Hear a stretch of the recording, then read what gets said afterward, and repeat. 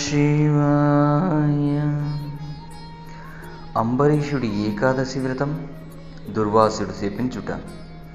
కార్తీక ద్వాదశి ఎంతటి విశిష్టమైనదనేది కార్తీక పురాణంలో కనిపిస్తుంది. అందుకు ఉదాహరణగా అంబరీషుడి కార్తీక ఏకాదశి వ్రతాచరణ చెప్పబడుతుంది. అంబరీషుడు శ్రీ మహావిష్ణువు భక్తుల జాబితాలో ముందు వరుసలో కనిపిస్తాడు. అలాంటి అంబరీషుడు క్రమం తప్పకుండా ఏకాదశి వ్రతాన్ని ఆచరించేవాడు. ఎంతో నియమనిష్టలను పాటిస్తూ ఏకాదశి వ్రతాన్ని నిర్వహించేవాడు. అలా ఒకసారి ఆయన కార్తీక మాసంలోని ఏకాదశి వ్రతాన్ని నిర్వహిస్తాడు. ఏకాదశి రోజున ఉపవాసం ఉన్నవారు ద్వాదశి తిథి దాటిపోకముందే పారణ చేయాలి, అంటే ఆహారం తీసుకోవాలి. ఇది తప్పనిసరి నియమం. అందువలన ద్వాదశి పారణ చేయడానికి అంబరీషుడు సిద్ధమవుతూ ఉండగా దుర్వాస మహర్షి అక్కడికి వస్తాడు.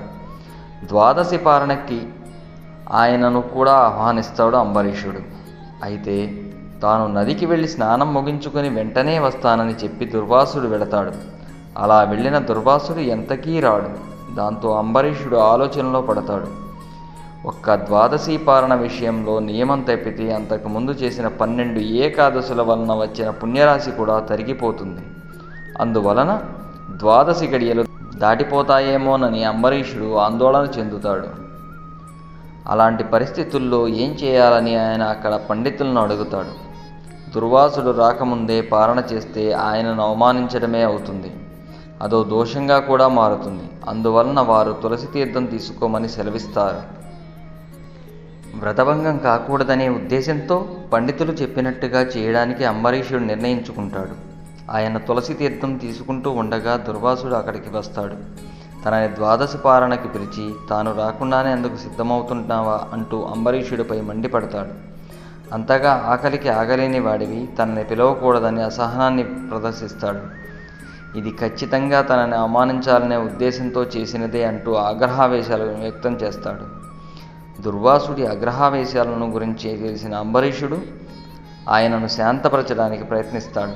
అయినా ఆయన ఎంతమాత్రం వినిపించుకోకుండా 10 నీచమైన జన్మలను పొందమని శపిస్తాడు. అంతేకాకుండా కృత్య అనే శక్తిని సృష్టించి అంబరీషుడిపైకి పంపిస్తాడు. అది చాలా వేగంగా అంబరీషుడిపైకి వస్తూ ఉంటుంది. దాంతో అలాంటి పరిస్థితుల నుంచి తనని ఆ శ్రీ మహావిష్ణువే కాపాడాలని అంబరీషుడు తలుచుకుంటాడు. దాంతో ఆయన పూజామందిరంలో ఉంచబడిన విష్ణుచక్రం సుదర్శన చక్రం యొక్క శక్తిని పొంది ఆ కృత్యను అంతమొందిస్తుంది. అంతేకాకుండా ఆ సుదర్శన చక్రం దుర్వాసుడి వైపు దూసుకు వస్తుంటుంది. దాంతో ఆయనకి విషయం అర్థమై అక్కడి నుంచి పరుగందుకుంటాడు. బ్రహ్మదేవుడి దగ్గరికి పరమేశ్వరుడి దగ్గరికి వెళ్ళి తనని కాపాడమని అడుగుతాడు. సుదర్శన చక్రాన్ని నిరోధించే విషయంలో వారు అనాసక్తిని చూపుతారు. దాంతో దుర్వాసుడు వైకుంఠానికి వెళతాడు. వైకుంఠంలో శ్రీ మహావిష్ణువుకు నమస్కరించి తనను రక్షించమని కోరతాడు. అప్పుడు దుర్వాసుడి ధోరణి పట్ల స్వామి అసహనాన్ని వ్యక్తం చేస్తాడు. మహాభక్తుడైన అంబరీషుడి విషయంలో అలా వ్యవహరించకుండా ఉండవలసింది అంటాడు.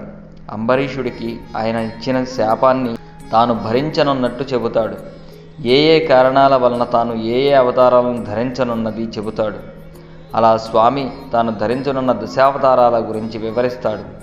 అంబరీషుడు ఆయనను ఎంతో ఆత్మీయంగా ఆహ్వానించాడని ఎంతో గౌరవించాడని అంటాడు. అలాంటి వ్యక్తిపై ఆ స్థాయిలో ఆగ్రహించడం సరైనది కాదని చెబుతాడు. వ్రత నియమం ప్రకారమే అంబరీషుడు అలా చేశాడే తప్ప మరో ఉద్దేశం అతనికి లేదని అంటాడు. ఒకసారి అంబరీషుడిని శపించిన ఆయన అంతటితో ఊరుకోకుండా మరో శాపాన్ని ఇవ్వడానికి ప్రయత్నించినప్పుడే తాను సుదర్శన చక్రాన్ని నియమించవలసి వచ్చింది అని చెబుతాడు. కార్తీక పురాణం 18వ భాగం సమాప్తం.